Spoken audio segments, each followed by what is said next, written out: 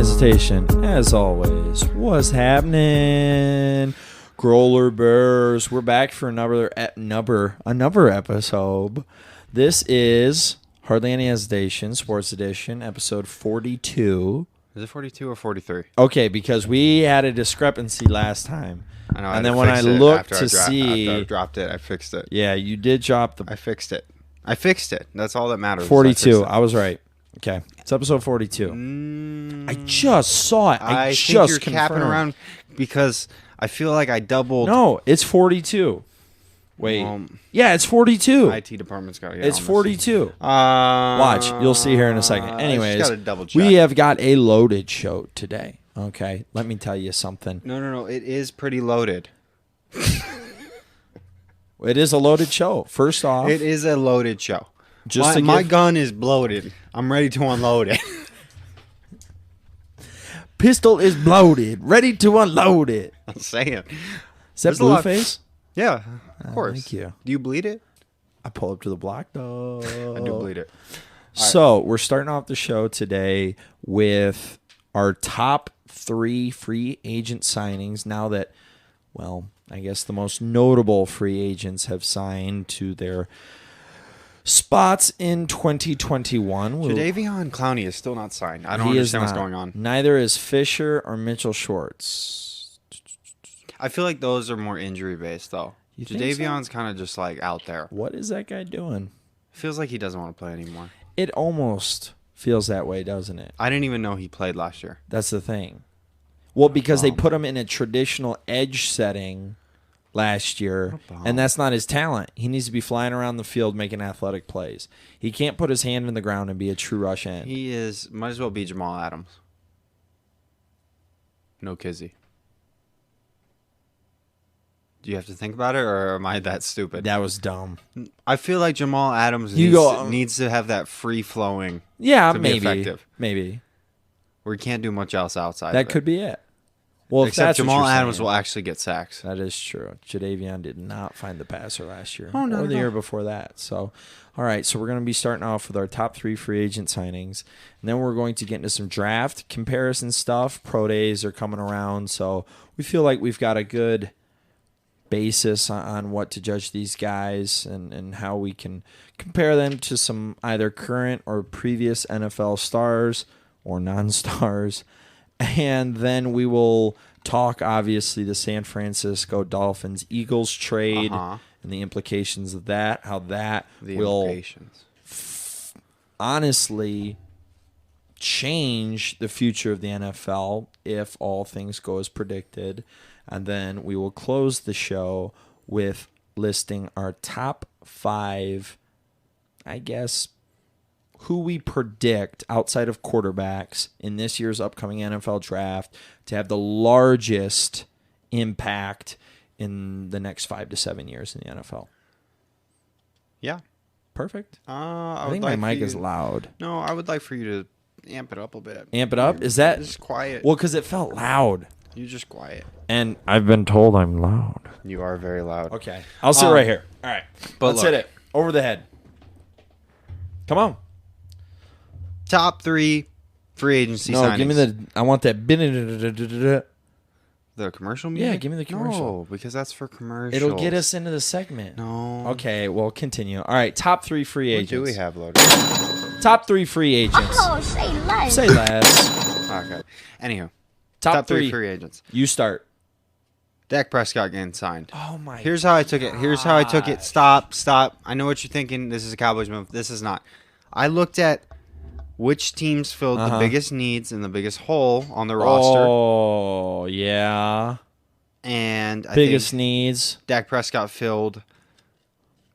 Really, we should all be thanking me for putting him on the list. Okay. I just want to say this for this very reason. We should be thanking. Talk shows don't have to talk about it 8 times a week. Got it. It's over. It's done with. We did it. So that's a free agent signing. Just so we don't have to hear Skip Bayless talk about Dak Prescott the rest of the offseason. Got it. Okay. And also, it was a big hole. So that's the measuring stick for a top free agent move, is so that we don't have to hear Skip Bayless talk about it. Big hole. Okay. No, I'm just saying you should be grateful that I included this. You should be grateful that he signed. Understood. So I had to stop talking about it. Got it. Look, fills a hole anytime you sign a quarterback who is presumably a franchise, it's a good move. So, notable word, presumably. Presumably. But thank you. It still feels a whole that division is quarterback needy, so I'm still giving it a signing. See, you're a scrub because I didn't include Carson Wentz on this list just out of respect for you.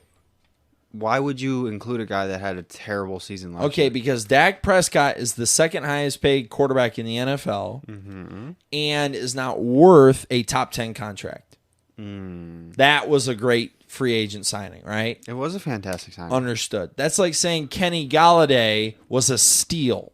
It's the same thing. No, it's not. Filled a really big need. Here's the thing, no, it's not. And it'll help elevate Daniel Jones. They manipulated the cap. Yeah, okay. We'll see. We will see this year, Quarterback's the won't most we? important position. Because who else did you sign? Keanu Neal? Cut. Continue. Keep going. Cut from the Falcons and then get signed by the Cowboys. Yeah. Okay, so cut. Continue. I mean, he was just a free agent. Continue. So. Continue. I don't have to. My because guy there was Dak. Got it. And they signed him. That's a good move. Okay. Yeah, you're right. They manipulated it. Okay. Guaranteed money. Okay. I mean, Mitchell Trubisky was available, but y'all had to get Dak Prescott. Okay. Nothing to say to that? That's a top agent. That was Okay. one of PFF's top free agents re-signed. That counts as a top. Not it's for that debatable. money. Not for that You're money. so stupid. Okay, not for that money. If Dak Prescott was just waived, you're telling me 17 minimum teams are not bidding on him. Tag and trade. Tag and trade. But if he's just waived, you're not telling me 17 minimum are giving him that same contract. If they could. Yeah. So no, suck not an egg. 17. You're such an 17, idiot. Not 17. You're such an idiot. 8.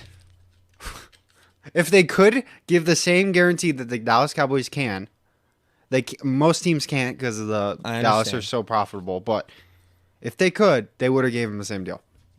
Cap. The Bears would have done it in a heartbeat. Honest. Yeah. Well, really, let's not try to equate smart free agent moves with the Chicago Bears. Texans would have signed him. Oh, really? So, yeah. Exactly. That Dumpster organization? fires. Well, these two dumpster fires would, so that justifies the move, right? Patriots would have signed him. No, not for that money. Not for that money. Not for that money. Mamas. Signed. Yeah. Mamas. Yeah. Just Feels an right. idiot. Okay. Anyways, the best free agent sign. Well, one of Who's my the top-rated favorites. free agent? I'm not allowed to include him because I'm a Cowboys fan? God. William Jackson signing to the Washington football team.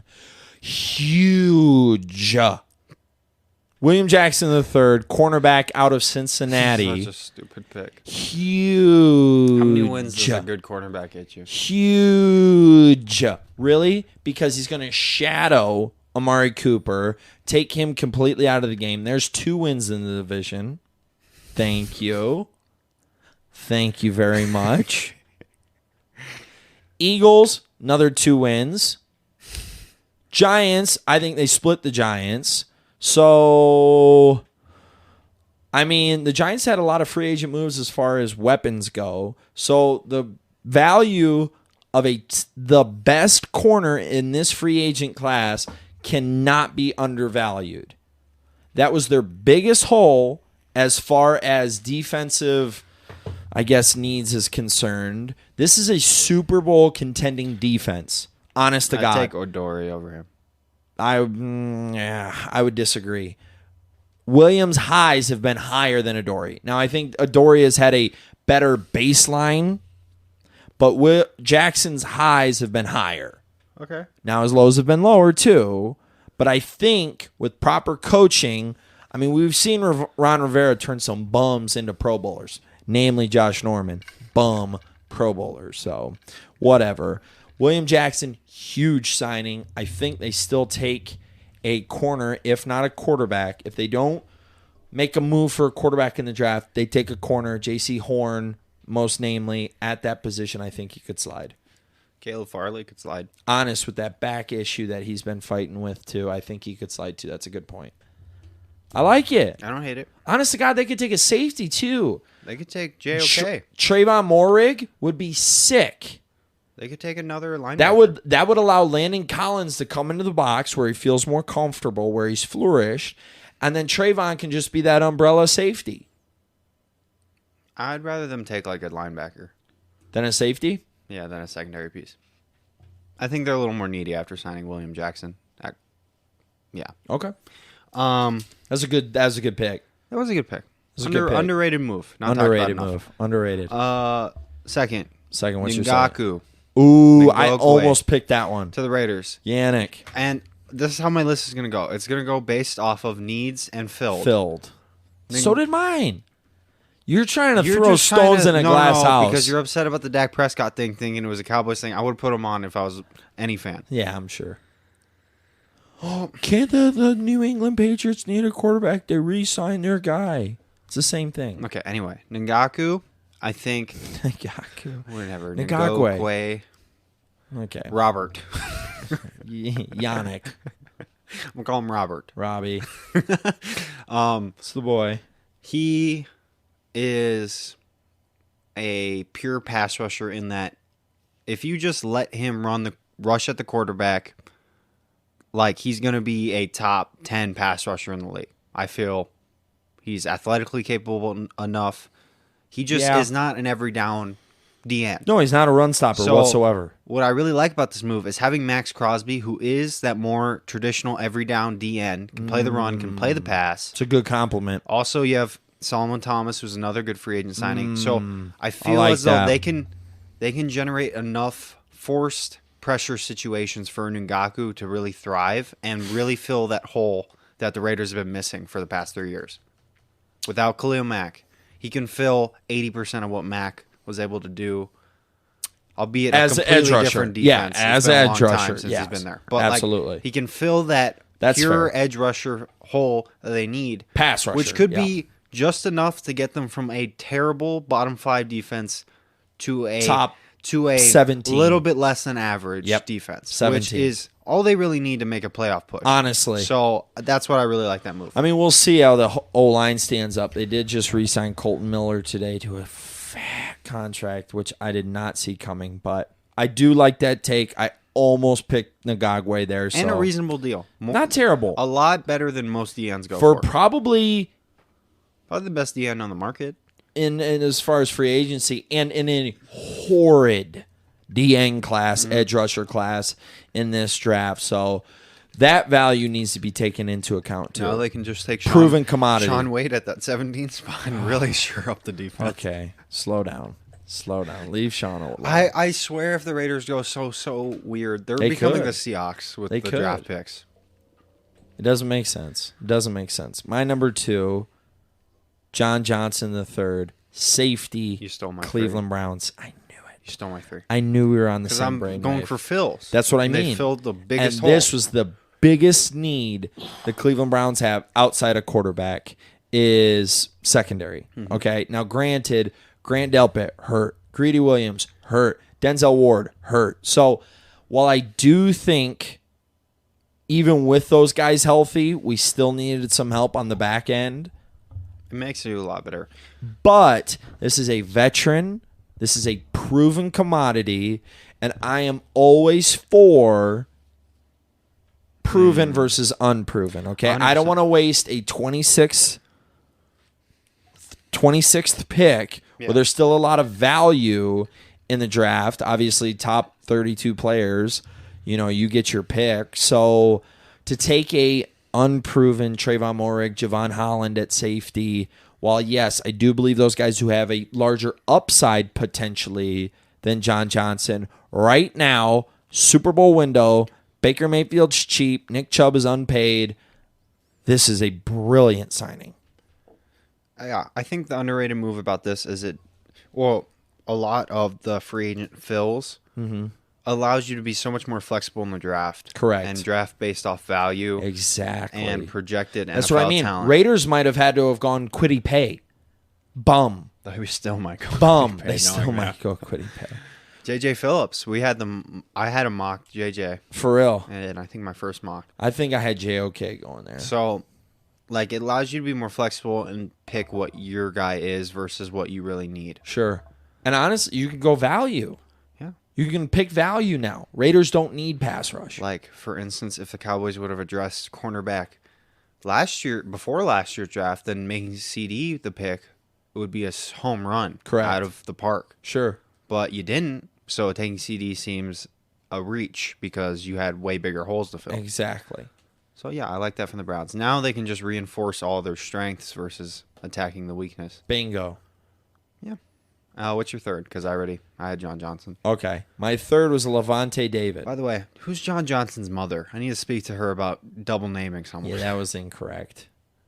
John, that ain't right. Jacob, Jingleheimer. Like, who names their son John? John Johnson the third. It's cool if he makes the NFL, but that was like a 1 in a billion shot. So forget his mom, his great-grandmother, naming her son John Johnson. That's the real atrocity. I don't know what's going on with that family. John Johnson, the first. John Johnson Jr. John Johnson Jr. JJJ. JJJ. Triple J. Heat.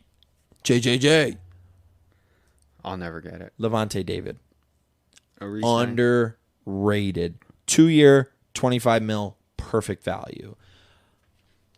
Was a absolute sideline to sideline difference maker in the Super Bowl. Okay. Now, obviously, tangibles aside, this guy is the very heart and soul of that Tampa Bay organization, let alone defense. Okay. He instilled a winning mentality while they had no history of winning on the defensive end. All those guys looked up to him. The way you saw guys hug and kiss on Levante after the Super Bowl, namely Devin White, obviously that young secondary core.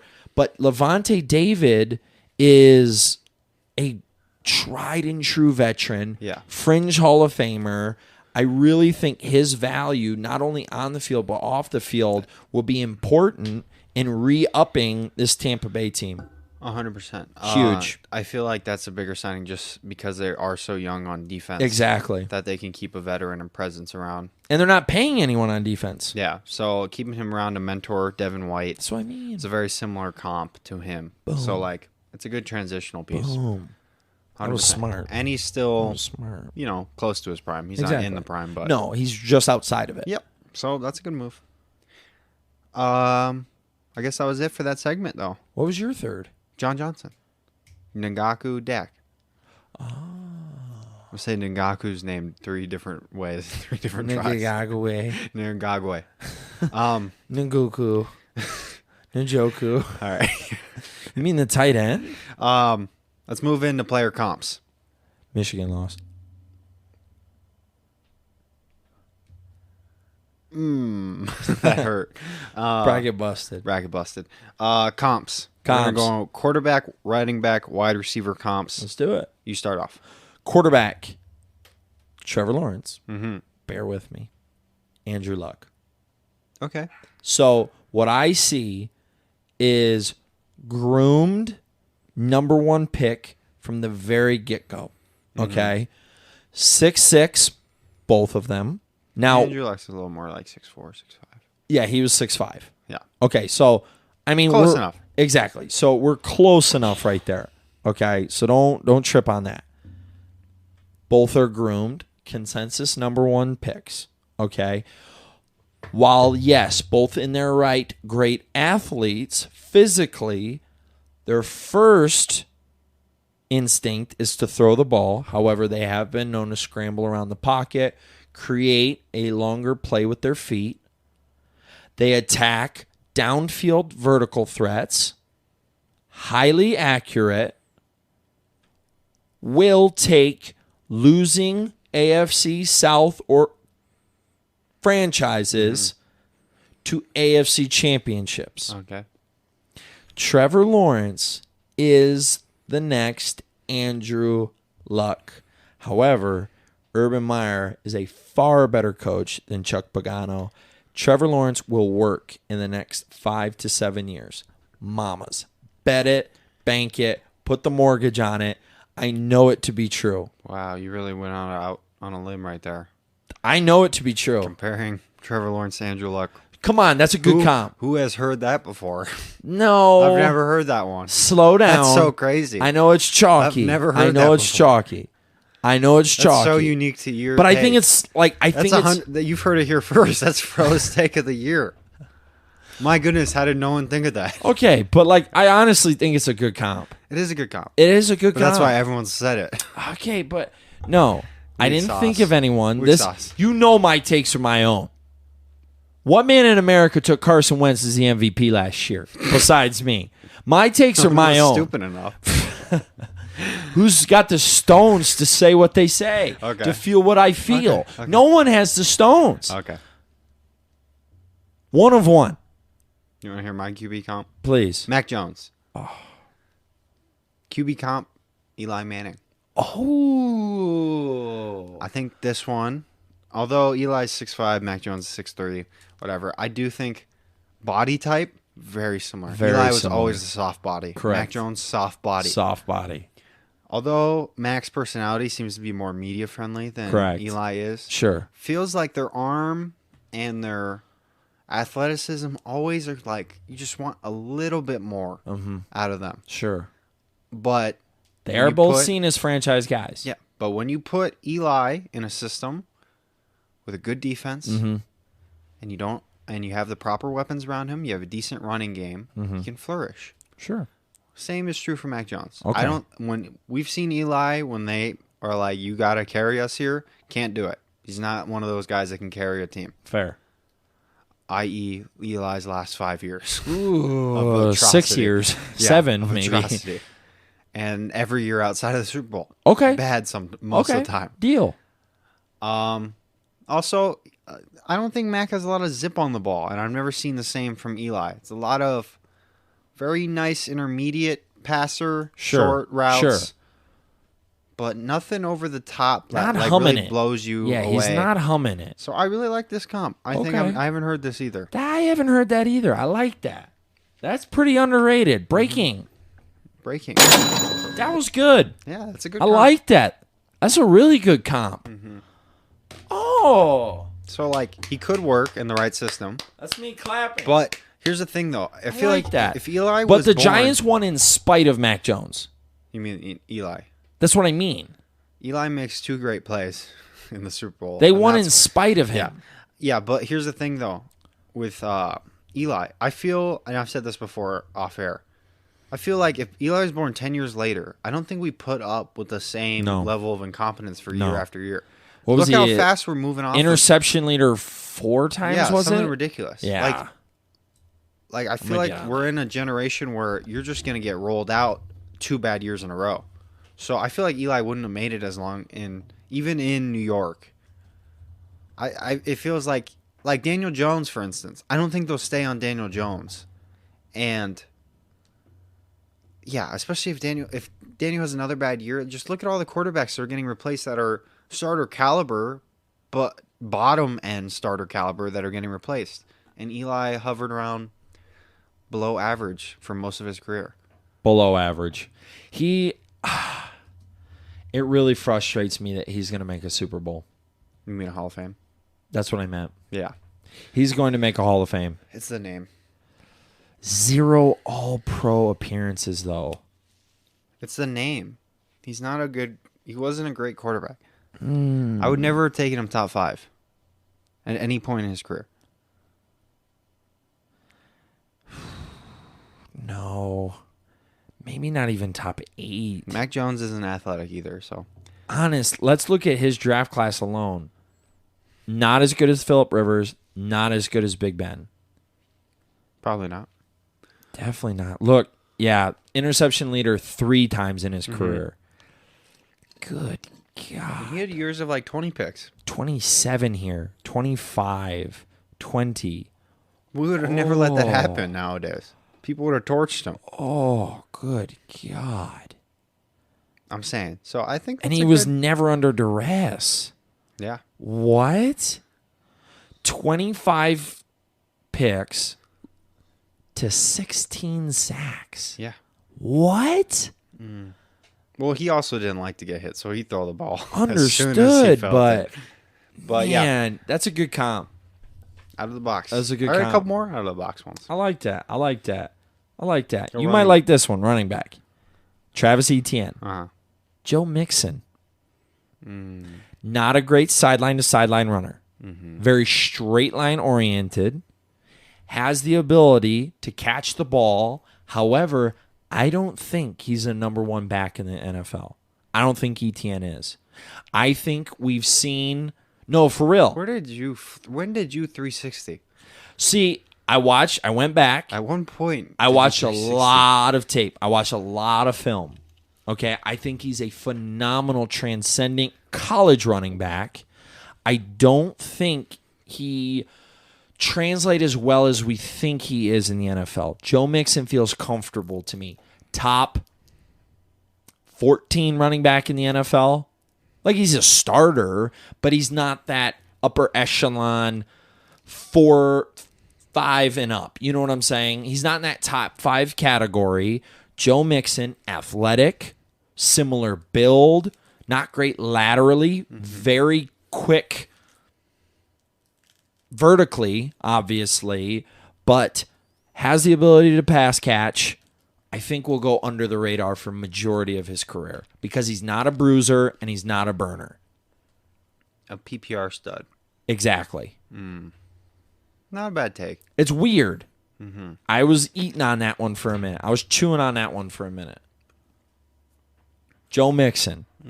Feel it. You'll see it. By the end of next year, you'll feel it. Like, if I was going to go weird with Etienne, I would have said Melvin Gordon. Well, that's not a bad take either. But I I feel think like Melvin Gordon's better Melvin- in between the tackles. But Melvin never had the wiggle that I felt like would translate. Where I don't see the same amount of wiggle out of Etienne. Can't do the Jolly Rancher, bro. I can't do the Jolly Rancher. I'll just This fool chew it. puts a Jolly Rancher into his mouth mid-episode. I'm hearing it rattle around on his teeth. That was hysterical. Melvin Gordon. It's not a bad take either. But my thing is... Etienne's a better receiver than both of them. By far. Correct. By far. Melvin Gordon had higher highs than I think Joe Mixon will. Or has. We're not doubting the athleticism of Etienne or Mixon. They're both good athletes. But I think Melvin Gordon was at one point seen as a number one back in the NFL. Top 5. I don't think Etienne will ever see that. He'll never see top 5. I could see him getting an all-purpose monster year. You feel? I don't. Depends what team and how they use him. I don't. If you put him in a similar Kamara role, I don't think he's nearly as good as Kamara. He's not. Kamara, And that's where people are Kamara's very comping buttery. him. That's where people are comping him. I feel and like he's not. Elusiveness is so hard to define. Like, you really can't tell me who's going to be the most elusive back in the show. Sure. It's so hard to tell Sure. who's making guys miss and who's playing a bad defender. Yeah. So, like, Kamara's an interesting guy. Yeah. Because if you ever played with Madden on him, he's not not fast. fun. He's not fun to juke with. Nope. But in real life, he's just so buttery. One of the most fluid, intrinsic runners. That's Like, why- it's just that's why I used to something call in Frank his Gore, DNA. Where I used to call Frank Gore the Butterman because he just slipped through dudes. Sure. And just Le'Veon's the would same cut way. 7 yards a clip, slipping through tackles. Like, where there's nothing you could Le'Veon really was the train same a way, dude yeah. to do that. He just slipper. That's what I mean. It's something within you. So I feel like if Etienne is almost Kamara without the buttery, The move. funk. And But that's why I don't hate the Mixon take. it's weird. But I think it's really going to happen. They're going to have similar careers. Very similar build. I like it. Similar athleticism. Not great laterally. That's a good comp. All right, I hit this one out of the park. Javonte Carter. Oh, no. Javonte Williams. Sorry. Oh, wrote I down thought you were Carter taking on Michael accident. Carter. Yeah, I said that, and then I meant Williams. My Okay. bad. Hit me. Both from the same school. Go Tar Heels. Javonte Williams and Mark Ingram is my comp for him. Ooh. Hear this one out. And I was surprised because I pulled this just after watching him. I didn't realize how similar they'd match up. Both 5'9". Ooh. Williams is 220. Ingram was 215 coming out. Ooh. Williams 4'5'8", 40. Uh-huh. Ingram 4'6'1", 40. And they're both guys that look for contact. Big yards after contact monsters. Sure. I feel as though Carter's probably a slightly better I thought overall you took athlete. Williams. I wrote down Carter. Okay. That's what's tripping me out. I was like, what? I wrote down Carter. I meant Williams. Okay. I feel Williams is a slightly better athlete, but I feel like Williams will hit the ground running more, but I think they have the same ability to stay consistent throughout their career. Where Ingram's never had the highest highs, but I feel like he stayed like within that 800 to 1,000 yard running back His for whole like, career. Yeah, 8 years now. Sure. Where I feel Williams could do the same, And if not a little bit more. Not to diminish Michael Carter being there as well. Yeah. Ingram always did better when he had a complement. Yeah. Kamara, obviously Bradley last year. So I think he can't be the number one. Is that where you're kind of reaching to? No, I think he is a true number one. Okay. I feel like, but he's a number one that needs that change of pace back behind him That's what I mean. to make him properly effective. Maybe compliment was the wrong word. That's why, I feel like UNC's running attack wasn't disgusting. was potent. Sure. But if you would have had a little bit, because I feel like Carter and Williams are very similar styles. Sure. And they're similar build. Sure. So I feel like if they could have benefited from a change of pace, Sure. I mean, they did just bruise up defenses all year, but nonetheless, yeah, I feel like Williams is a better Mark Ingram. Okay.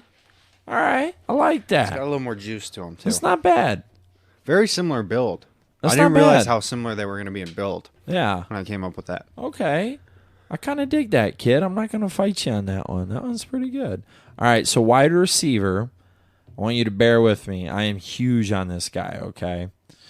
But I do have Rashad Bateman.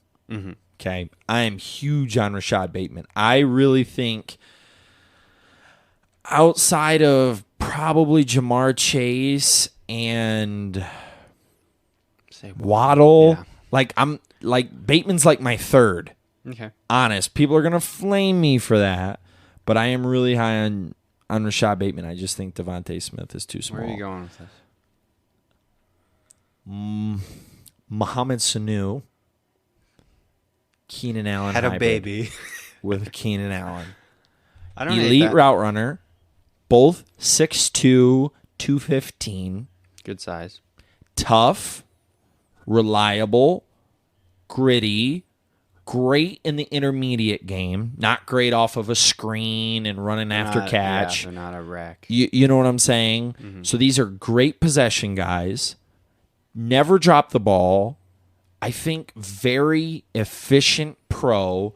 Rashad Bateman will be a great. I think he's going to be a great pro, honest. Okay. Not a true jump ball guy. Awesome possession catch receiver on intermediate throws. I like that. No, that's a good Mohamed comp. Sanu. It's a good comp. People forgot how good Mohamed Sanu was with the Falcons for a couple of years. Bateman feels a little longer. Lengthy. They're the same. Same length? Same length, same Just height. looks a little longer. Maybe because you're seeing him against college kids. Yeah. You know what I'm saying? Maybe that's it. I don't hate it. I think Bateman's he needs a good system, though. I think so too. Because they can't just line him up as a wide receiver No, one. he's a slot. Yeah. He does best in the slot, and that's where he flourished in 2019. His 2020 tape was not great when they moved him all outside routes, okay? So I think he's better, or best, I guess, intermediate over the middle stuff because he is tough. He's long, like you say. What's his 40? Good position receiver. He ran a 4.56, I want to say. Let me find that out. That feels right. Yeah, I don't hate it. I just worry Rashad Bateman on... he needs a guy, a quarter... if he goes for instance, Baltimore, I don't think Baltimore could use him as well. No. Not as well as other teams could utilize him. I know that as a jump ball, I don't know if jump ball guys are so weird to pick. Who could have nailed that Dez Bryant was also going to do the same thing in the NFL that he did in college? Sure. You just don't expect jump ball traits to translate 100%. It's so rare when it does. Dez Bryant, I think, probably the only guy we've seen in a long time where you see him jump over 3 dudes in college, and he does the same in the NFL. No, so yeah, he needs a system where they do use him in that slot / intermediate route guy. Yeah, that's not bad. Keenan Allen. Oh shoot! I like it. What do you run? Rashad Bateman. What? Fudge 4.39. Oh yeah, I think that was one that we argued that. Yeah, it was. Not true. Yeah, it was. It's not true. Yeah, 4.39. 4.47. Dude, I could see him under 4.5. I could see him under 4.5. Here's the thing with 40s. Why did I say 4.6? Before I finish this, I feel like 40s are so. It's so hard to tell when a guy, because like for instance, for me, and I'm not a fantastic athlete. Sure. Just to explain it. Oh, I know. In a 10-yard split, I can stay up with like a corner in 10 yards, just full dash, because I have a good starting run. But I can't maintain. No, not like an NFL corner. I'm saying like in high school. All right. I could stay with like a corner. This is gonna age. Look, but I can run 10 yards running with a corner. Sure. But my burst is good. I can't maintain that speed. Yeah. Same with like 40s. Some dudes run really good 40s because they can run. They have a good burst and they can run fast. That 40 yards. Good thing they have the 10-yard split. Well, yeah, no, I'm. God, would you let me finish? Okay, but continue. like, also, you run different when you're running a 40 versus when you're running in the NFL. Also true. Or if you're looking to juke or whatever. Sure. So like Tyreek's an interesting circumstance because maybe he doesn't have the fastest 40 all the time, but he runs a 4.22 in pads and when he's running a 40. Yeah. Where like some dudes, like Kyle Pitts, for instance, who ran like a 4.41. Like he is striding out, and you could tell he's a good sprinter. Sure, but like he's not gonna run like that football field with pads on. Okay. I just wanted to say that. No, that's fair. Like there's different reasons why 40s, like why times might be a little skewed. Sure. I'll run a 6 flat right now. Don't test me. I'll go out there and mob, bro. Raw right now. No stretch. No stretch. 6 flat. Don't test me. Last comp, and then we'll get into an ad, and then we'll talk about some crazy draft news. I know everyone wants to hear our takes on that. Boom, boom, boom. Because we might get some heated. Oh, I'm going to get hot. I've got everything loaded. Devontae Smith on PFS NFL Draft Guide. No comp for him on there. Really? Here's the comp I'm giving him. Oh. Maybe this is a stretch. Some of you may know him as Chad Ochocinco or Chad Johnson. Oh. I feel like this is the closest you could get to a comp. I wanted to do this because there was no comp for him, and I was like, "There's got to be a comp for someone." Devontae Smith, 6'1", 170. That's what he weighed in his pro day. Ooh, I know. Chad Johnson, 6'1", 195. I would still say Chad Johnson probably played most of his career at like 185. I'm gonna cap very on skinny. That. I'm gonna cap on that. Chad Johnson, yeah, very skinny. 195, bro. Okay, call it 195. Whatever. 20 pounds off. I get it. 25 pounds. It's not the same build. But here's the thing. I feel like they're built similar, like to where their legs are skinny. Sure. They kind of got that same like I understand. Musculature. I understand what you're going for. Ocho obviously carries more weight, but like I don't think Devontae is going to stay 170 once he hits the league. Like they're going to have to put some weight on him.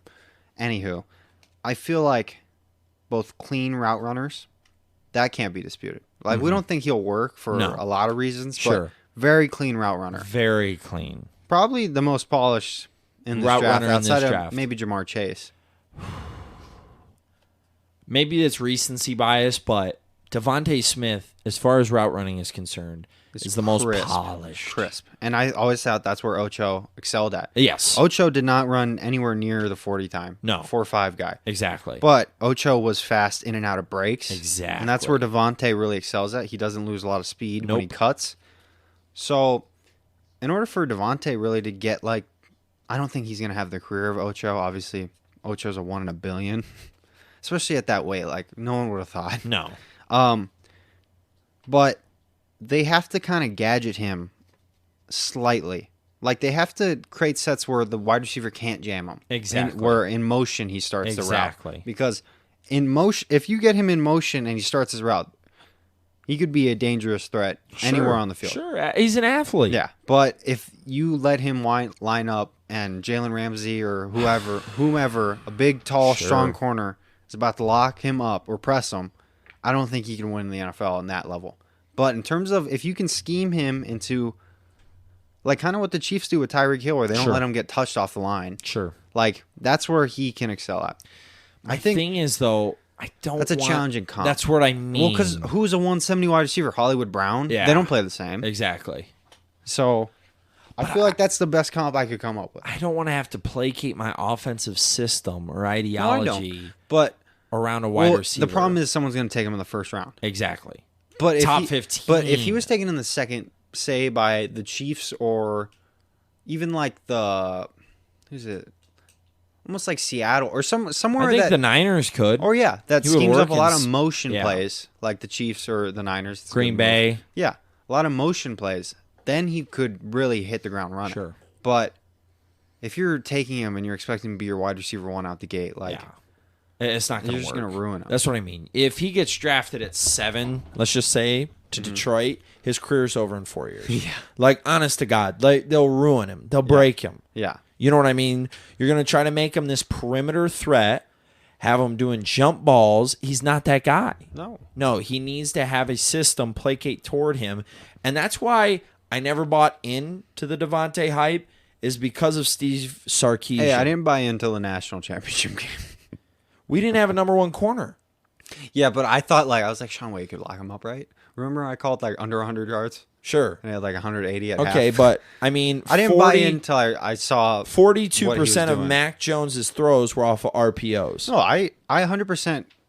Alabama's offense is gimmicky, and they never attacked the perimeter. Go on PFF and go look at his passing tree. Mac Jones's. No, I've seen it. It's all screens and directly down the middle. Yeah. I mean, I'll get into this in a second once we talk about the Niners. But no doubt. Not a bad comp. I do like that comp. I feel like it's the closest you can get. I think so too. Crispy route running, underweight. I mean, realistically. Yeah. If Devontae, though, works, he'd really be the first of his kind if he doesn't put on weight. If he's set at playing at 170, 180, he'd be the first to really work at that weight. I just don't think, because here's the thing. If you want to run a deep, or not even deep, you run a 15-yard post with him, and the safety reads it and crashes down like a collision over the middle with a legit safety at 170 is scary. Especially if you get a safety like a Jamal Adams, who really should be a linebacker, is a mini linebacker. Landon Collins coming over the middle. That's what I'm saying. You could split that dude in half. That's what I mean. And obviously, he made it to Alabama at this weight. So, sure. Let's not discredit him too Understood. much. But in a Sarkisian system. Yeah. No, there's a lot. But great athlete. Fantastic athlete. Great athlete. No doubt. I think we did good on our comps. I can't Outside do of the 170. Trevor Lawrence and Andrew Luck. I know it's been beaten it was to too, death. I know it's been beaten to death. It was beaten enough. I know it's been beaten to death. Beaten enough. I mean, I have another one. I have another one if you want me to go. Next time you have another unoriginal thought, run it by me first. Because you're going to embarrass us. You're diminishing the brand, idiot. Yeah. Okay, well, I have another one. I don't want to hear it. Come on. Really quick. Don't even explain it. I just want to hear it. Trey Lance, Ryan Tannehill. What? That's not bad. Commercial break. That's not bad. Come on. Have you ever thought about recording your own podcast? When I was trying to get this podcast off the ground, I had a lot of questions. How do I record an episode? How do I get my show on Apple Podcasts, Spotify, and all the other places people like to listen? How do I make money from my podcast? The answer to every one of these questions is really simple. Anchor. Anchor is a one-stop shop for recording, hosting, and distributing your podcast. Best of all, it's 100% free and ridiculously easy to use. And now, Anchor can match you with great sponsors too, so you can get paid to podcast. I mean, I love Anchor. It was the first stop for me and my buddy. We've always had this dream, and Anchor has just been helping us through the whole entire process. So if you've always wanted to start a podcast and make money doing it, go to anchor.fm/start. Anchor.fm/start to join me and the diverse community of podcasters already using Anchor. That's anchor.fm/start. I can't wait to hear your podcast. And back to Trash Takes with Fro. Welcome. Weekly Trash Takes with the Garbage Man. I'll give you some credit. Trey Lance and Ryan Tannehill, not a bad take. Not a bad comp. Although I would say Trey Lance is a 1,000 times better athlete. Maybe not 1,000. That's a little harsh. Yeah, Tannehill's slow a good down athlete. with the 1,000. I'll say it's the equivalent of comparing Johnny Manziel to Cam Newton. Slow down, bro. Like they can run. Yeah, they both have legs and an arm. No, I would say Trey Lance is Better deep ball thrower, it seems. he's like about like 85% the level of athlete that Cam was at his prime. Correct. So I think Tannehill's at best was 50% of Cam Newton. No. Athletically. I'm not saying, I think arm and play action wise, you're spot on. Okay. As just a pure passer, Sure. Tannehill's a nice comp. Okay. But the athleticism, that's where I As have the an issue. Because I think Trey Lance is almost generational. Very close to being physically generational. Okay. Physically, he reminds me of Dak. A lot of Dak, but he's a better athlete than Dak. That's what I mean. A little bit. I mean, we'll see. That's the thing with... We'll see. You know what's FCS weird? competition. Dak ran a... Guess Dak's 40. I know it off the top. What was it? It was 6'2", wasn't it? 4'6". No. He ran, off top, I want to say a 4.86. Wow. I know it was worse than Carson Wentz, who didn't run that much faster. I think Carson ran a 4.77, Okay. something like that. I mean, Carson is... But here's the thing, though. Like, what I was going back to my 40s before we get on to this 49ers draft move. No, it's different. Like, it's different. Wentz, on paper, is a faster straight line runner than Dak Prescott. I would But say 100% Dak's more football, mobile. Dak yeah. is more mobile. Correct. Dak is more mobile. Yeah. I can't disagree with that All statement. right. Obviously, huge draft news just occurred this past week. 49ers trade up to the number 3 slot. They were at 12, right?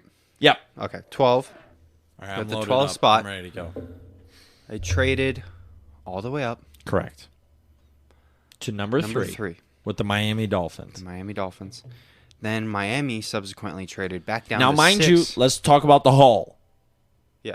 Go that through Miami got. Fuck. Me. The 12th overall pick in this year's draft, obviously. Next year's 2022 first pick and 2023 first pick. Was it 2 first? Correct. I thought it was a first and a second. 2 first. Wow. And a third this year. Wow. Huge. Okay. Absolutely huge. All right. So now at 12, the Miami Dolphins look at number 6 with the Philadelphia Eagles. Give up the 12th pick as well as another first-round pick. So, the draft order as it stands today, 1 through 12, I'll just list them off real quick.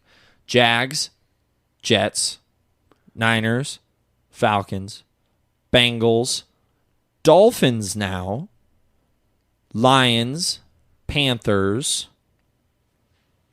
Broncos, Cowboys, Giants, Eagles. Yep. Boy, off the dome. Boy, Eagles look smart now for tanking at the end. Honest to God, because then otherwise they would have had the 11th pick. Yeah, and there's no option. Then you don't pick up an extra first rounder. Okay, let's talk San Let's Fran. talk it. Let's talk it. We get keep it putting all around out the on the bush. table. Let's keep putting. There has been rumors There this have. whole week There have. that Mac Jones is the quarterback going I off. swear on all that is whole. I promise you.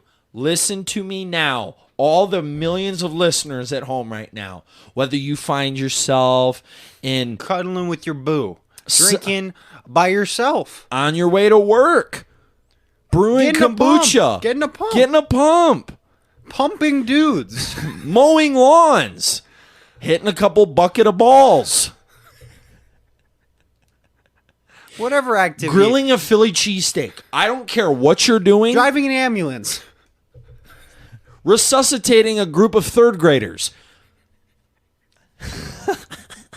Performing a puppet show.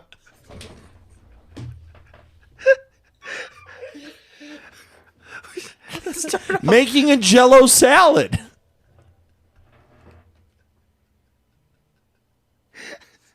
Planning your mother's funeral. Breeding basset hounds. Looking at possums on Craigslist. Whatever you can do with headphones. Whatever you're doing, listen to me when I say this. This is if Whatever you're doing. and we mean whatever.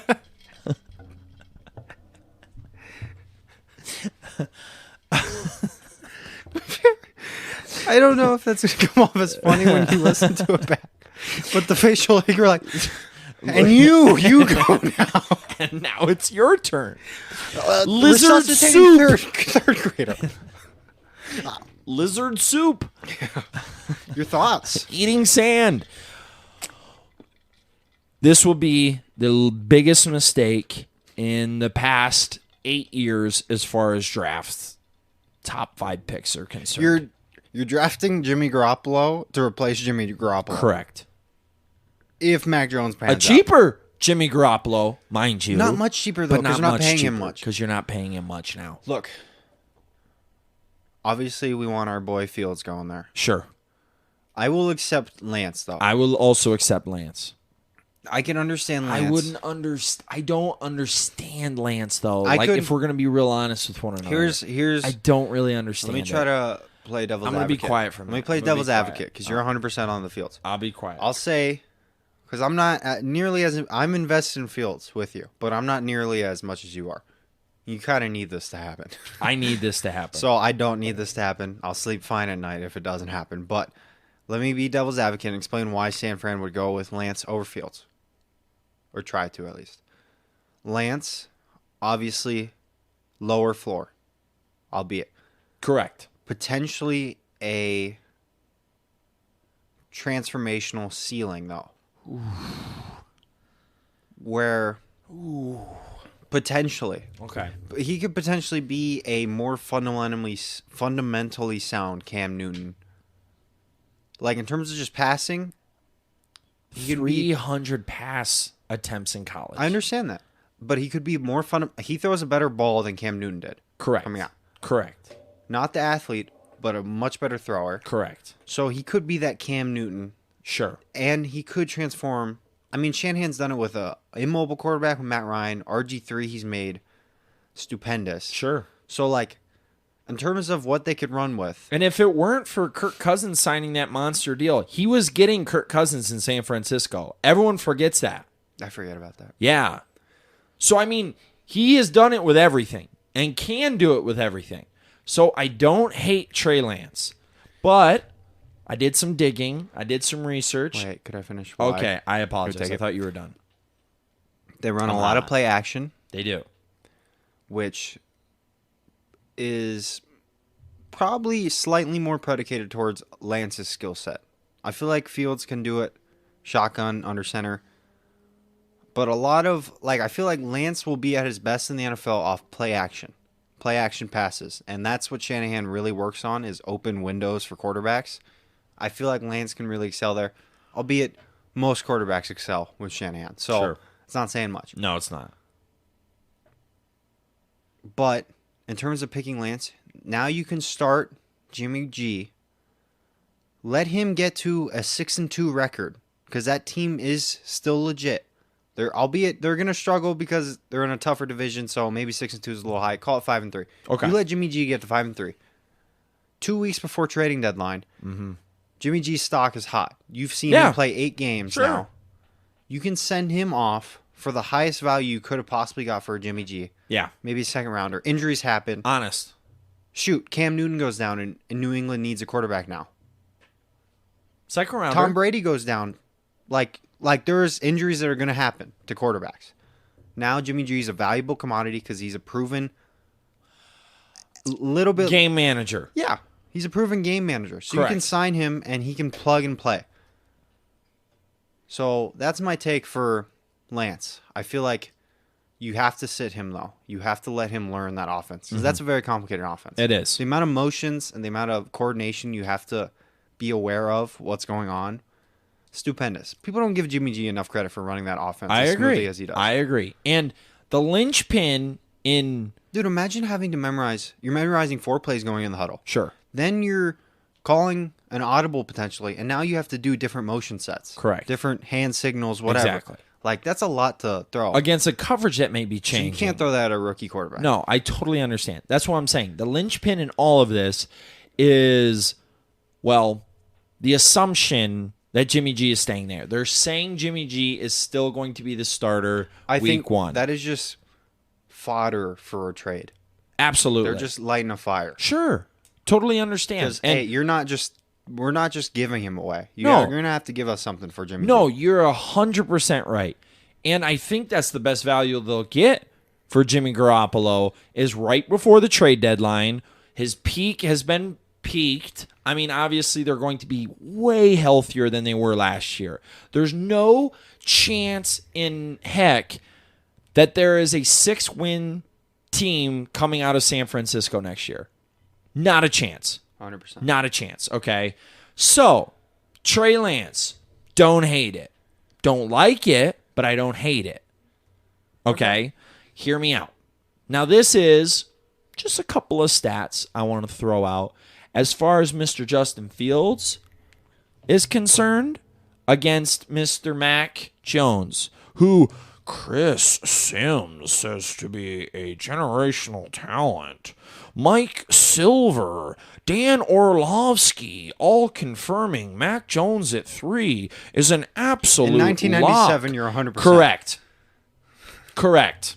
Wide receivers should not play quarterback, right? Mm-hmm. There have been 2 unanimous MVPs in the history of the NFL, one of which being Lamar Jackson. Mm-hmm.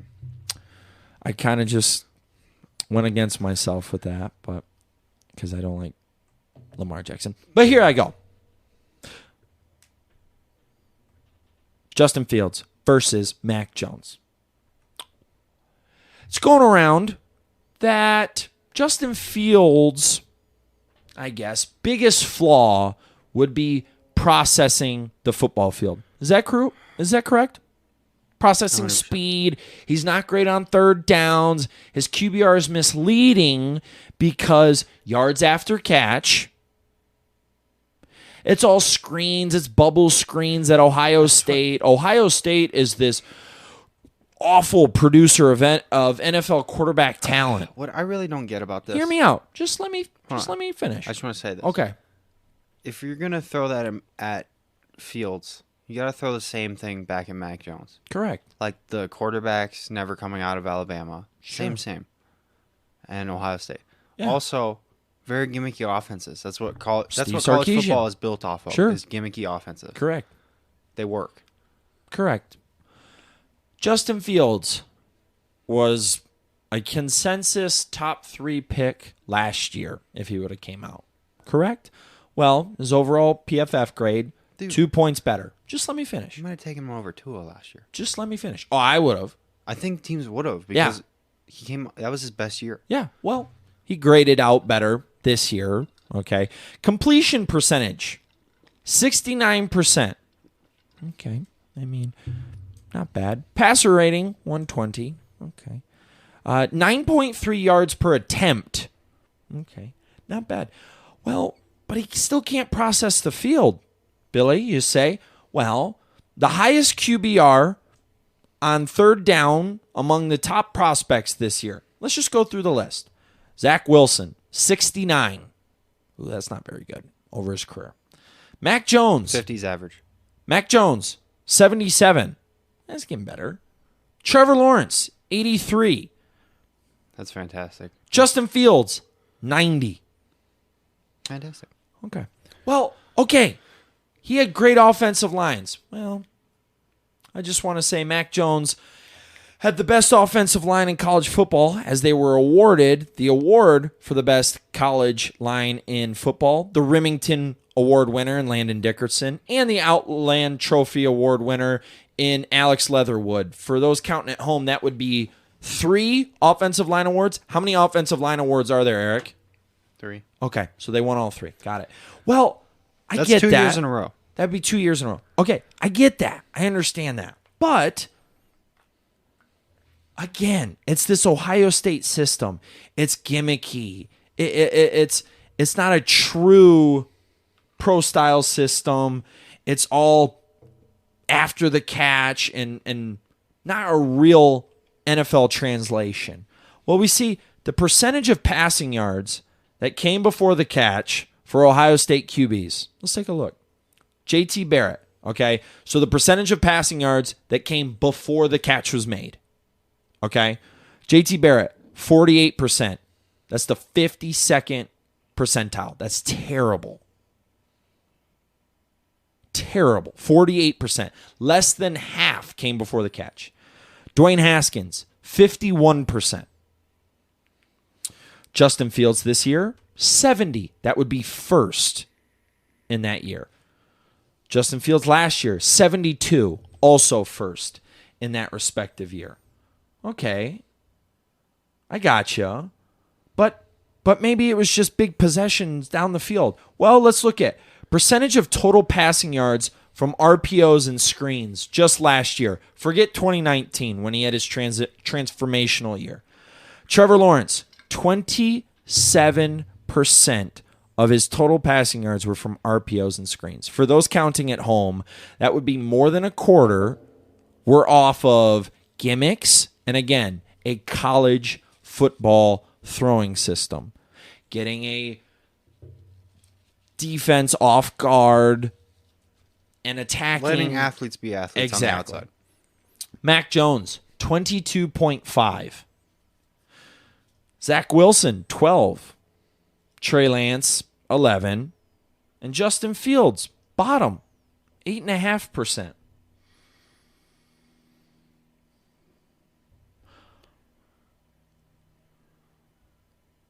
Yeah. Percentage, and then I close with this. Percentage of passing yards that came before the catch again. Now let's compare him to the other guys, okay? Justin Fields, again, was at 70 this year. Zach Wilson, 62. Okay, that's pretty legit. Trey Lance, 54 last year. Mac Jones, 47. And Trevor Lawrence, 43. So the statistics say you're wrong. He's a bigger, faster, stronger athlete, has played more, has a higher grade out, more upside, more potential, more playmaking ability. Got it. And he went to a school who also, like Alabama, has not produced a legitimate threat at quarterback since Kenny Stabler. Okay, that would be Alabama's greatest quarterback of all time, would be Kenny Stabler in the 70s. I'm just confused what stats we're looking at. I'm really confused because the adjusted completion percentage would indicate Justin Fields having an 80% completion percentage, second in college football. But, again, I don't... I'm confused. Like, I can throw as many stats as I want at this. I understand. Like, I don't understand. This is not my Ohio State thing. Honest to God. Let me play devil's advocate. I don't understand it. Bigger, stronger athlete with better statistics. Let me play devil's advocate and just offer a different perspective. Okay. If I were a guy saying, which I'm not, I understand. saying I want Mac Jones over Justin Fields. Sure. Mac Jones had one of the most prolific years we've seen out of a quarterback. I think it was the highest completion percentage ever. Broke Joe Burrow's record. Sure. Also had the highest QBR on deep balls this past year. Sure. And I think this may be the biggest thing that I don't know if you've thought about yet. Mac Jones played better in that Alabama offense with virtually the same weapons than Tua did. Mm-hmm. And Tua was the second quarterback taken last year. Correct. I think all those things combined are in this whirlwind of caught up in the moment that why people are comparing Mac Jones. I don't think Mac Jones is necessarily a bad quarterback.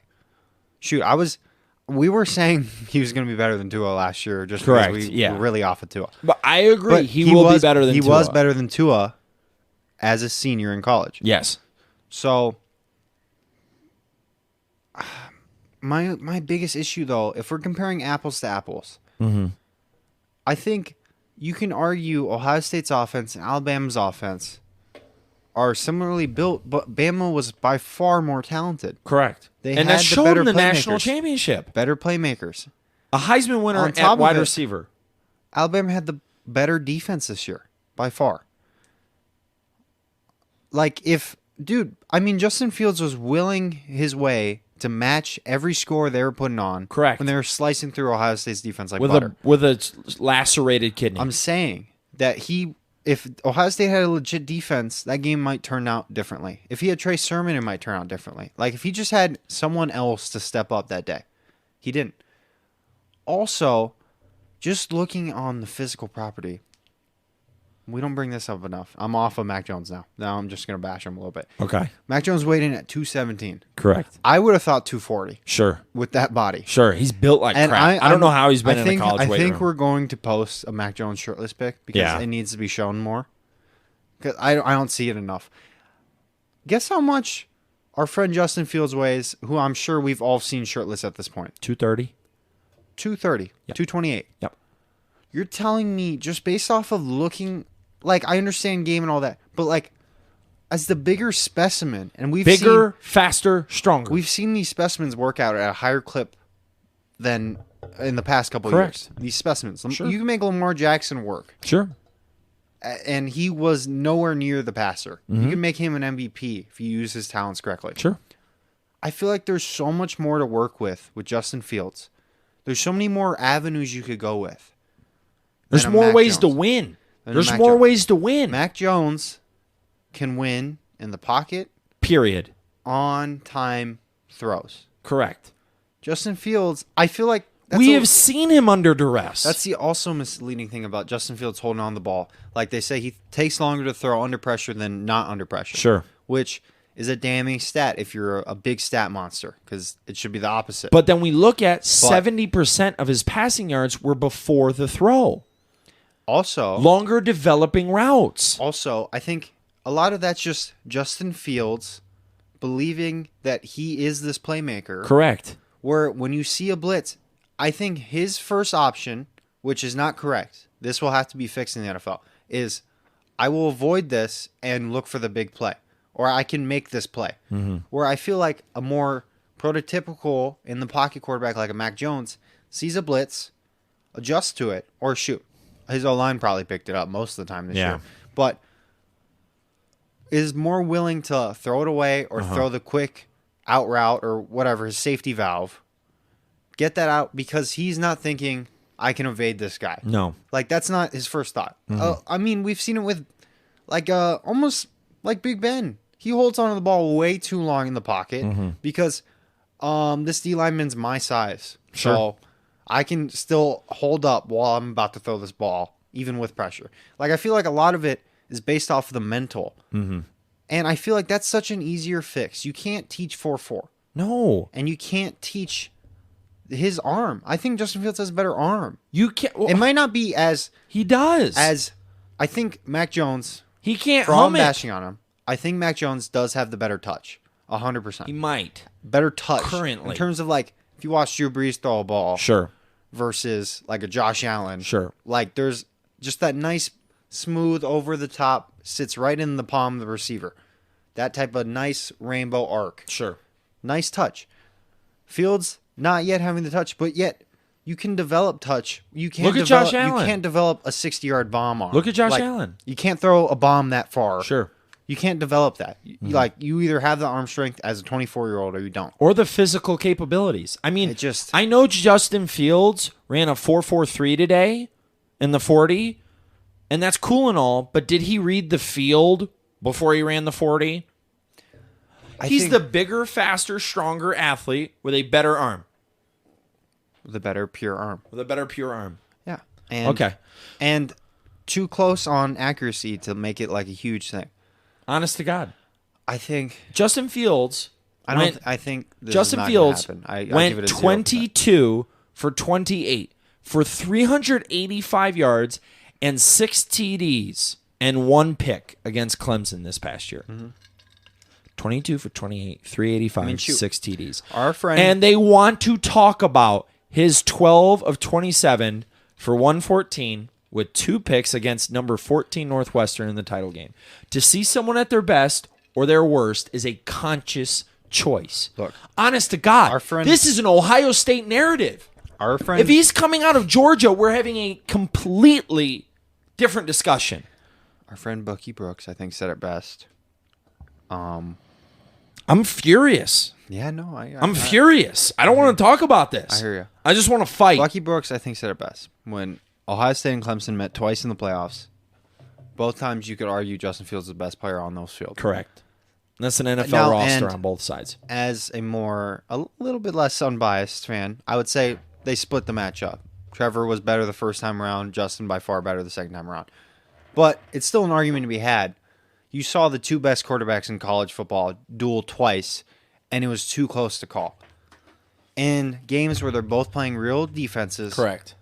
In a real offensive scheme. Correct. So, to me, I'm not even going to have this conversation anymore about Mac Jones possibly going at 3. I don't understand it. I'm not gonna entertain it. And if Eric, look at me. If the 49ers select Mac Jones at 3, look at me. They are now banished from the SoFro Sports Show. Hardly any hesitation. Banished. I will no longer talk about the San Francisco. I will openly, actively root against them. I agree. Trey Lance, I can understand at least for I can understand that to a degree. It feels like Justin Fields. But the things you want in Trey Lance have been proven in Justin Fields. I think Trey Lance is a better runner, though. Maybe runner. It's a close one. It depends what Kyle Shanahan's really looking to do, and that's the tricky thing with the Niners here. Let's get back to broad strokes. Okay. The tricky thing with the Niners is, does Shanahan want to run? Say he's taking either Lance or Fields. I feel like the difference between those two is how he wants to mold the offense. You have these 2 wide receivers who are very good run after catch guys in Ayuk and Debo. And then you have obviously Kittle. You have, why am I blanking? Mostert on the backfield. Sure. So theoretically with that offense, you could just be looking for crossing routes, a lot of run after catch. Sure. Which I think both dudes will excel at. Agreed. Honestly, if Trey Lance or Justin Fields goes there, they'll both exceed. I think so. I agree. The only difference I think you could really go after is, does Kyle Shanahan think Trey Lance is a significant enough better decision maker / athlete where it makes sense to go off potential more than proven commodity? That's the question that's to be had. Does he think it's enough of a gap at Trey Lance's ceiling that there's enough of a gap to be like, I can do this amount, just this amount more, which is all you really need. I mean, it's a game of inches. It is. Just this a much more out of Trey Lance than I can get, like an inch more out of Lance than I can get out of Fields. Does it make it worth it? I think no, because if you screw up this pick, San Fran, you ruin your championship window. If you screw this up, like if you take Trey Lance, Fields goes to wherever, but Trey Lance is only at his ceiling, the 12th best quarterback in the league, you screwed up. Because you could have got that level of production or close to it with Jimmy G. Albeit injury, whatever. Mm-hmm. And yeah, so that's where I feel like I feel like they have to go safer. It's not a bad take. Fields feels like he is safer. For sure within 3 years of his starting his NFL career. I feel confident saying he's going to be top 10. Confident. Yes. That. Within 3 years under that system. Top 12. I'll give you 12. I'll give you 12. Because Garoppolo's not top 12. But I'm saying, like, is Lance within 3 years under that system going to be a top 5? And that's the thing. They're in a 3-year Super Bowl gap. It's scaring me a little bit. I feel like the Niners, I don't know, they scare me. I feel like they lost a lot. But although, how much more sense does this Trent Williams move make now that they honest to God? Because now I'm like, you're going to put that's in why a young kid. You want a definite protection for him. Got it. Yeah, enough about that move. Obviously, huge move. Let's talk about Miami real quick. Oh, my God. All right, so, yeah. Miami seems to be committing to Tua, but they did move back from Was it 12? Yeah, 12 again. 12 to 6. 12 back down to 6. I don't even want to talk about this. I'm so frustrated. Let's just get your head off of Fields. Okay. I get it. I know it's rough. All right. Here's the thing. I'm off. I said this off air. I think this is either a play because they think they can still get Penny there, or they could get elite wide receiver if the Bengals don't. If the Bengals scoop up. I mean, it's the only thing that makes sense. Or you get a Kyle Pitts potentially. Yeah. That could be pretty cool. Although, is it worth a first rounder? Because they traded a first rounder to get up there. I think it is because they will be picking in the back of the first round. Okay. And I don't think so. A Kyle Pitts is worth a 6th overall pick and a 25. Call it 25, yeah. 25th overall pick. Yeah. Okay. I think that's fair. That's not terrible. I don't hate that. That's if they pick Pitts. Yeah. So here's the interesting thing. They could either go offensive weapon. Mm-hmm. I don't know. I don't hear enough hype about Micah Parsons going there that it makes sense. Because you could have. Maybe. I mean, he's a defensive guy. They're getting him at 12. That would be cool. Everyone's stock at Micah Parsons is low. Dolphins. Shoot. They're concerned about off-field issues. Yeah. Man, that'd be sick, though, with Flores. Flores is a sick D coordinator. But the best... I think this play is so genius because you're in the right spot. That 6th pick is in the perfect spot to catch one of these quarterbacks who might fall out. Exactly. And either get more draft picks or take them and replace Tua. Let's just talk perfect spot. Let's talk trash for a second. 1 through 4 goes. Top 3 are gone. Lance slips to 6. What do you do? If I'm Miami, no, you're not you. You're Miami. Pitts is still there. Pitts and Lance. And is Penny still there? No, Penny got picked at 5. Okay. I'm going with Lance. Agreed. Because I know Pitts is potentially generational tight end talent. But you already have Gesicki. Correct. You signed Will Fuller. Correct. You have enough weapons on offense where Tua should work. Should. But here's the thing. If you pass on, say, a Trey Lance, call it Justin Fields. Sure. There, whatever. If you pass on that and Tua is not the dude... Because I think they have already enough weapons. They were at 3. Them saying getting like Devontae Smith or one of these Alabama, Jamar Chase, whatever. Like, I think they already have enough to where adding one of those elite first-round offensive weapons is not going to give you enough to get over the hump with Tua. Agreed. Like, you either are doing it with these current weapons or you're not doing it at all. Because Ryan Tannehill or is Ryan Jamar Fitzpatrick Chase making Tua a top 10 quarterback? No. Probably not. No. So, I'm picking Lance. Having a QB competition. I'd probably end up starting Tua just to start the year.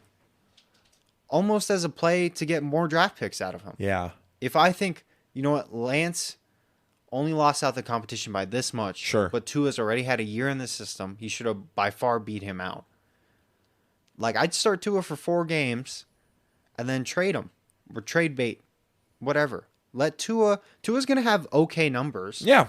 I don't think he's a bust. No. I just don't think he's not worthy of... Well, he's a bust in terms of his draft selection. Yeah. He'll stick around in the league. He'll stick somewhere. Probably. I mean, they say he's a good guy. So, yeah. I mean, I'm sure he could be a backup somewhere. He's a backup quarterback. Let's be honest. He's a backup quarterback. He is at best, it feels like he's going to be a game manager. Honest to God. We compared him next to Ryan Fitzpatrick, who is the ultimate journeyman, and he still wasn't good enough. The only thing that's in Tua's favor is that he is a full year and a half removed from that hip injury. That's the only thing that is potentially No, because he wasn't physically impressive. No, but think about any injury like that, especially. You're not fully there. Like you're not fully confident in your body. So that's the only thing I could say in Tua's favor for why he couldn't beat out a Fitzpatrick, why he was getting benched. You think so?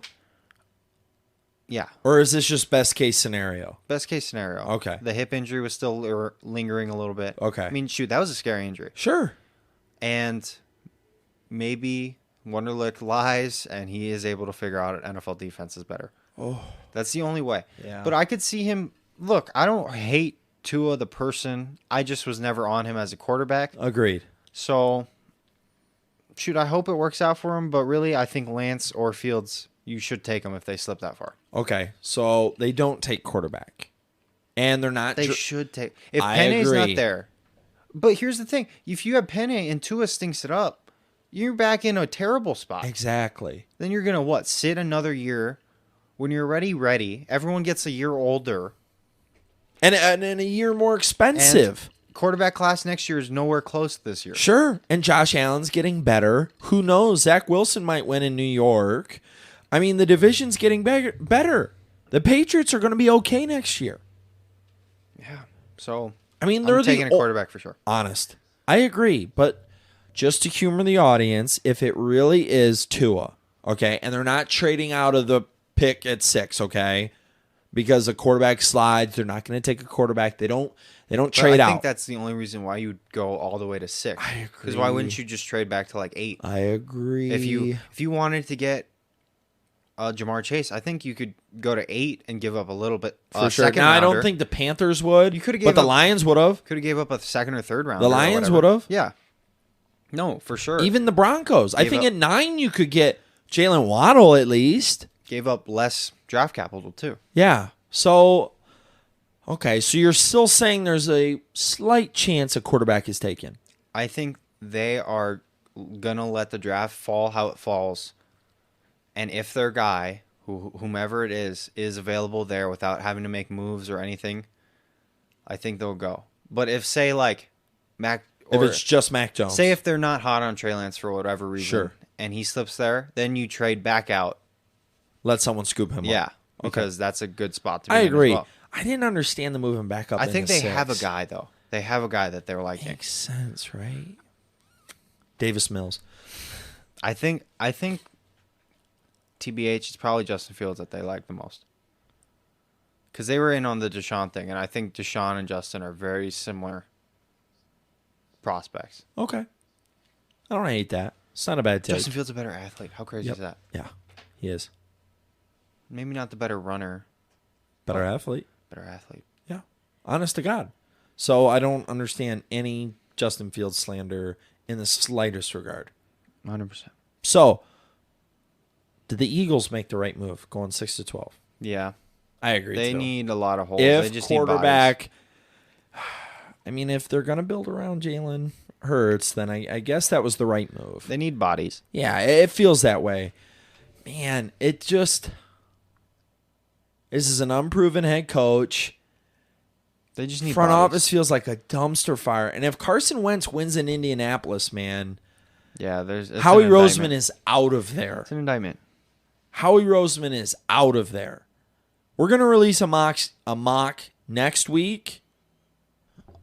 Obviously, we had 3 picks move in the top 12, so we're going to release that mock next week. But let's transition into our closing segment. All right, final thoughts about the San Francisco Dolphins-Eagles trade. Take Lancer Fields if you're San Fran. Okay. Dolphins, if your guy, whomever your guy is, falls to you, take him. Okay. If not, trade out. Yeah. Okay. And Eagles, get bodies, I guess. I would say value at that position. Don't fill holes, fill value.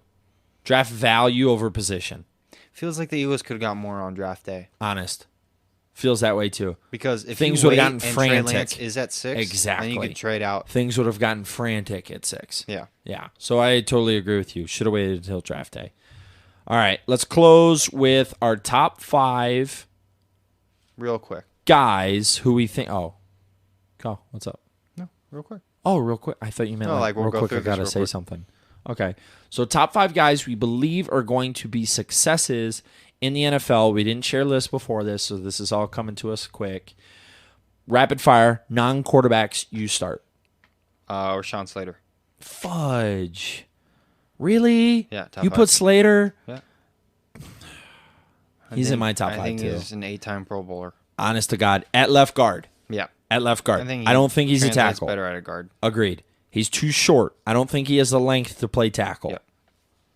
Totally agree. Totally agree. Consensus, he's smart, he's strong, he's powerful. I really like him. And he does best playing a zone read system. I really like him at left guard. Totally agree. Versatile. All right, so that whacks mine off. I have Micah Parsons. I had him too. Slam freaking dunk. If he's not an off the field issue, it's a slam dunk. he is. Man, I don't even know what comp to give him. I don't know a guy He's like- physically. He's almost like Isaiah Simmons last year, but by far more fundamental. Sure. Like that level of freaky athlete, but at the same time fundamentally sound at linebacker. That's the comp. Isaiah Simmons with a fundamental linebacker's brain and technique. That's 100%. He's a freak. An absolute freak athlete. I'm going to go with Penny. Okay. Although Penny, honestly, I almost didn't include him because I worry a little bit. Just a wee bit about his work ethic off the field. Okay. His choice to sit out is a little weird. Slater too, though. Yeah, but I feel like Slater is more proven. I think Penny's has a lower floor than Slater. Okay. That's the only reason why I'm hesitant on Penny. I think Okay. his ceiling is the top left tackle in the league, Okay. but his floor is an average left tackle. Just to talk a little bit more about Micah Parsons, 6'3", 245, ran a 4.39. Isaiah Simmons, bro. I mean, Isaiah Simmons' body, but a better linebacker. yeah, and he's got more weight on him than Isaiah Yeah. did. So I mean, he's a down. He can pass. He can rush the passer. Physical freak. Vertical was 34 inches. I mean, he's a monster, bro. Sideline. Absolute Perfect monster. new age linebacker. 11-inch hands. Yeah, freaky. That's 100th percentile for that position group. Did you include Penny? No, I didn't. Okay. So my third would be Trayvon Moehrig. Okay. Absolutely in love with this kid. I watched a lot of tape on Monday just to kind of review for this week's episode. And, dude, he is sideline to sideline. Now, he's not in the box safety. And No, you he's know not a how run stuffer. you know how I love in the box safeties. So this guy is a complete umbrella, deep zone, free safety. He's going to take things away from you. Ball hawk, has a great nose for the football, can make a tackle in open field like nobody else. I think there's He's going to be great value, whoever selects him. huge gap in between safety 1 and safety 2. Yeah. Huge disparity. I think, yeah, he's going to be great value. And safeties are underrated. Absolutely. Underpaid, too, in the league. Absolutely. I'm going to go with Pitts. I think you probably included him. Yeah. No, I didn't, but Okay. that's You're trying such to a go no-brainer. unobvious, Yeah. Pitts, although interesting that like I saw a comparison with him and Vernon Davis, and Vernon Davis did not pan out. Mm-hmm. Although probably a little freakier than Pitts in terms of just pure athleticism, Vernon. Maybe. The only thing I have to say about Pitts is I don't think he can be your only weapon.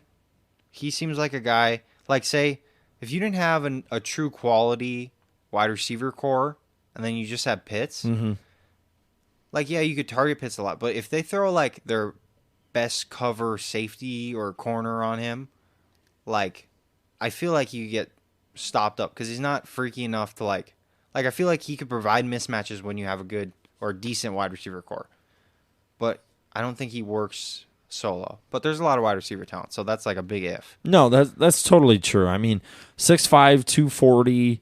I mean, Freak fast. it was rumored 4.41. Pro day's tomorrow, so we'll see how that pans out. But I mean, he's not physically intimidating. No, he's not like a huge dude. So I mean, he's huge, but yeah, like he's not big, like, relatively speaking to Yeah. wide receivers, Yeah. which he's kind of a wide receiver tight end hybrid.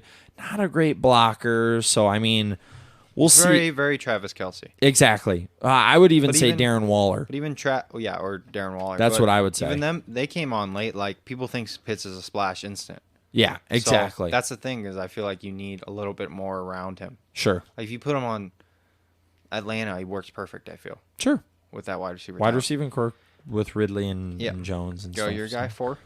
So 4, I have Rondale Moore. The less obvious. I almost picked him. I believe he is such a physical freak at that little size. I honestly think he could be What Tavon Austin could have been. for sure. Yeah. You took the words right out of my mouth. I was going to say more athletic Wes Welker. So Tavon Austin. Great possession guy. I mean, he can jump out of the gym. I worry about his hamstrings. He's had two. Sure, he's had issues. He's had issues. Injuries. I mean, hamstrings are touchy, though. The pro comp is Steve Smith. No, I don't see that. Which I don't either. I don't understand it either. There's like one Steve Smith ever. That's what I mean. Like, I think that's a total misnomer. But kid ran a 4.29 and had a 43-inch vertical. He's a physical freak. He's like a almost like a halfback wide receiver hybrid. Exactly. With the freaky athleticism. He's going to be a monster out of the slot. Absolute monster. 5'7", 180. Same thing with him. You need another wide receiver. No, he's not a number one. You need someone. He's not a perimeter guy. To take the number one corner. Agreed. Off of him. Agreed. 0 drops. I mean, like, yeah, no, he's a freak. Dude, I hope the Packers scoop him up. Our buddy Goke commented. Yeah. When I asked who should pick up Rondell, Packers. Oh, it'd be insane. Well, the man's a genius. And I would even overdraft him. No, I take him first round. Sure. My fifth one, Patrick Surtain. Ooh. Interesting here. I feel like because on PFF's draft guide, they said if he was an elite athlete, he would be a top 5 corner. And I think they wrote that before the pro day where he posted a 4.41. Sure. And showed off some freaky skills in the broad jump and the vertical. So I think with all that, seeing his athleticism, seeing his build, I mean, the dude's built. Like, he don't look like a traditional corner. Normally, corners look that skinny-ish frame. Mm-hmm. It's like 210. No, he's a big dude. So I think Surtain is being underrated in this draft. Mm-hmm. And I told you, if Slater's gone, Surtain's a home run for the Cowboys. Yeah. I'm still a little on the fence about whether if Slater was there and Surtain, who would I take? It's close. Probably Surtain.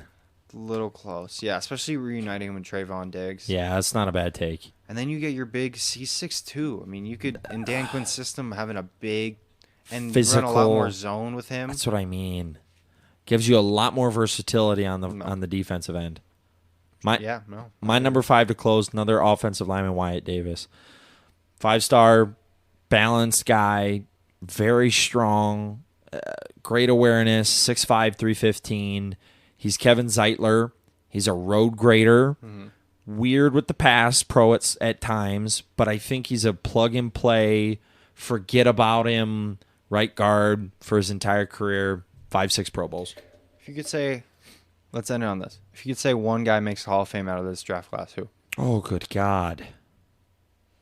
I mean, let's take non-quarterbacks. Because I feel like Trevor Lawrence would be... Micah Parsons. For real. I'm that high on Micah Parsons. I think Micah Parsons is transformational. Everyone forgets because he sat out this previous year. We're in recency bias right now. People are forgetting how dangerous this kid was. Dangerous. As a true sophomore, won the country's best linebacker award. I think I'm going to go with Slater. Really? You're that high on Rashawn Slater? I think his floor is just so high. Okay. I think his floor is a top 10 guard. Wow. Plug and play. Maybe not out of the gate, but like within 2 or 3 years, I could see him being a top 10 guard as his floor. Just a reliable, not a lot of injury history. Just tough, sturdy. That's like a big thing. Like the reason why I wouldn't say Micah is just the guy that big and that freaky, like a significant injury to his lower body, if it takes away any of his athleticism, like could get a little scary. But prayers up. Hope that don't happen to him. This has been Hardly Any Hesitation Sports Edition. I think that was a jam-packed, awesome show. That was good. Appreciate you listening in. We are growing. So big shout out to the fans, anybody that listens. Honestly, thank you. Bird it's up. Awesome getting Bird talk to you up. guys every week. Hit us up on Instagram. DM us. I don't really care. Hardly Any Hesitation on Instagram. YouTube. We're releasing full, what would you call that? Audiograms. Full episodes on YouTube. That's how it goes, yeah. So if you're on YouTube just scrolling by, you maybe want to listen to a clip. Hit us up. What else? Hawkcast on Twitter. Subscribe. Teespring. Hawkcast. Buy a t-shirt. Patreon, hook it up. OnlyFans, YouTube. I mean, yeah. Kiss your mother for me. That's all I can say. And go watch some football. Eat a big steak this weekend. Hardly any hesitation. As always, I'm Fro. I'm So. And we'll catch you next episode. Hardly any hesitation. Peace out.